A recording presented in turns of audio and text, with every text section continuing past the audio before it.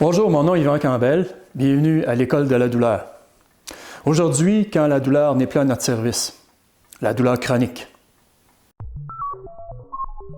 On a vu dans une autre leçon que la douleur nociceptive est essentielle à notre survie. En fait, ce qu'on a vu, c'est que la douleur nociceptive avait trois fonctions. La première fonction, c'était une fonction de système d'alarme. La deuxième fonction, une fonction d'immobilisation dans les cas où je serais blessé.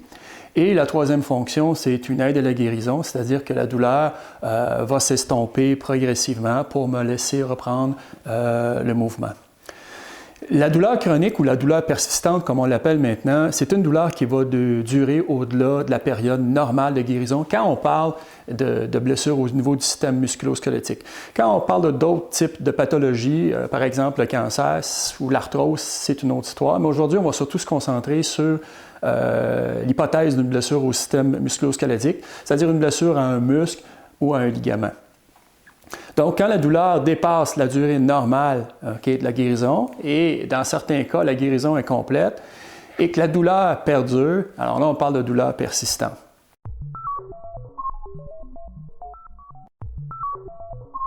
Pendant une cinquantaine d'années, on a été à la recherche de la cause exacte, pourquoi le système nerveux sonne l'alarme, alors que bien souvent, par exemple, dans les cas d'amputation, c'est bien évident que si j'ai mal à la main, mon bras est amputé, je n'ai plus de main, je ne peux pas avoir mal. Bien, pendant des années, les chercheurs ont cherché la réponse à la question « Qu'est-ce qui cause la douleur chronique ?» Et à la tête de ces chercheurs-là, au cours des années 70, un psychologue de l'Université McGill, en fait, Dr. Ronald Melzack, c'est lui qui, le premier, a commencé là, à trouver des réponses.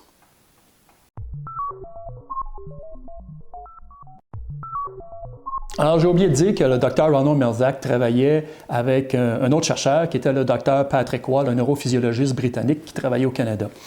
Donc, les deux ont pondu la première théorie valide sur la douleur dans les années 60. Ça s'appelait la théorie du portillon. Et ce que cette théorie-là nous disait, c'est que la douleur était un phénomène qui était plus qu'un phénomène physiologique ou biologique, si on veut. C'était un phénomène psychologique et aussi social. C'est-à-dire qu'il y a plein de choses qui pouvaient affecter l'expérience personnelle de la douleur. Since the mid-17th century, prevailing medical wisdom held that pain was a very simple event. Nerve impulses, for example after sustaining a burn, were assumed to travel through a spinal pathway to the brain, and when those impulses arrive at the cerebral cortex, the person feels pain. The more damage done to the body, the greater the pain. Simple cause and effect. And the problem with this idea, of course, is that it's too simple. People who have terrible kinds of pain, cancer pain, or arthritic pain, or phantom limb pain, what the neurosurgeon tries to do is to cut that pathway. That's the logical thing to do, right? Wrong. That had been done often, but patients still experienced pain. The concept of a pain pathway was first proposed by French philosopher René Descartes in 1664. Called the specificity theory, it remained unchallenged until World War II Dr. Henry Beecher observed that a significant majority of soldiers seriously injured in battle didn't feel the pain initially. À la suite des travaux de Melzack et Wall, il y a des centaines de chercheurs et de chercheuses qui ont pris la relève et qui ont fait avancer nos connaissances sur la douleur, particulièrement sur la douleur persistante. Et en 2017 maintenant, on a quand même une bonne idée de ce qui pourrait produire le phénomène de douleur persistante. C'est la théorie de la neuroplasticité du cerveau. L'idée générale, c'est que la douleur chronique, en fait, c'est une maladie du système nerveux central et c'est suite à une modification de l'architecture des réseaux neuronaux dans le système de la douleur qui aurait maintenant un maintien d'un état douloureux parce qu'il y aurait une activation aberrante des circuits neuronaux qui sous-tendent normalement la douleur aiguë.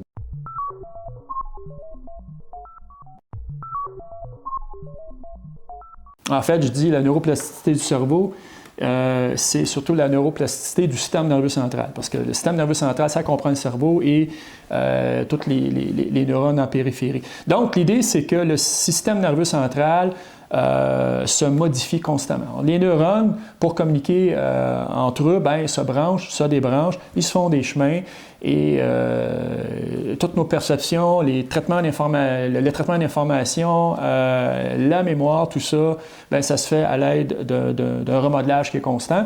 Et la douleur persistante, ce qu'on pourrait envisager, c'est que c'est un problème au niveau, si vous voulez, pour faire ça simple, de connexion puis de déconnexion qui fait en sorte que l'alarme maintenant, ben, sonne pour rien.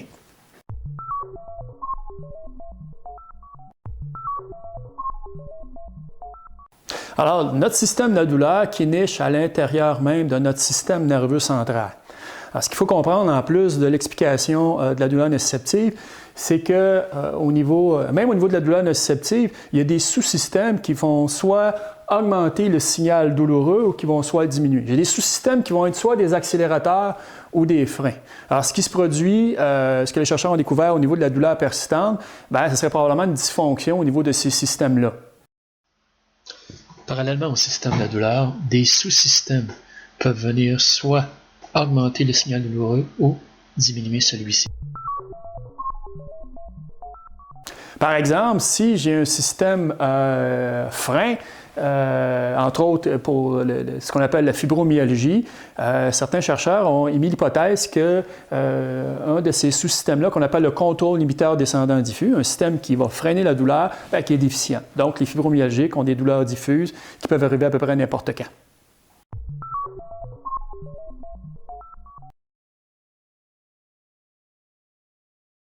Personnellement convaincu que c'est le système nerveux central qui est attaqué. C'est-à-dire qu'on est tous les sujets comme pas de douleur chronique, un système de freinage naturel. C'est-à-dire qu'on est capable de contrôler nos douleurs de façon engagée. On s'en aperçoit pas, ça se passe tout le temps. Chez ces patientes-là, principalement des femmes, comme je disais, 9 femmes pour un homme, il n'y a pas ce système de freinage. Quand on essaie de le reproduire en laboratoire, on n'arrive pas à bien le reproduire. Il y a une dysfonction du freinage de douleur. Alors, si on ne freine pas la douleur, qu'est-ce qui se passe? Toute information nociceptive, c'est-à-dire douloureuse, est amplifiée. Le cerveau reçoit ça comme une tempête de douleur.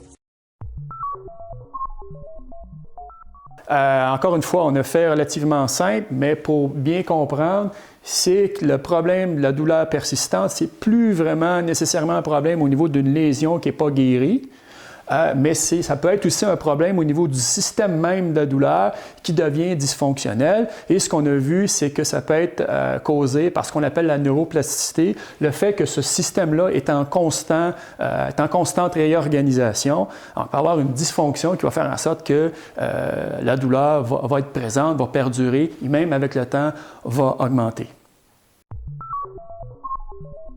En terminant, ce qu'il faut bien comprendre, c'est que la douleur nociceptive et la douleur persistante ou la douleur chronique, ce sont deux phénomènes qui ne sont pas nécessairement séparés un de l'autre. Okay? On a parlé aujourd'hui de ce qu'on appelle, entre autres, ce qu'on appelle en recherche la centralisation de la douleur, c'est-à-dire qu'il n'y a plus de blessure, la lésion est guérie, consolidée et la douleur persiste au niveau du système nerveux central sans avoir de lien avec la lésion. Mais il y a des affections comme le cancer, l'arthrose, où on a encore la présence d'une douleur nociceptive, une douleur qui est en lien direct avec une pathologie ou une blessure qui fait sa job en bon français, et une douleur qui commence à être centralisée ou qui est carrément centralisée au niveau du système nerveux central. Donc, une hypersensibilisation du système nerveux central, mais j'ai encore un processus pathologique, par exemple l'arthrose, qui est encore en cours, ce qui rend la problématique, le problème encore plus difficile à régler.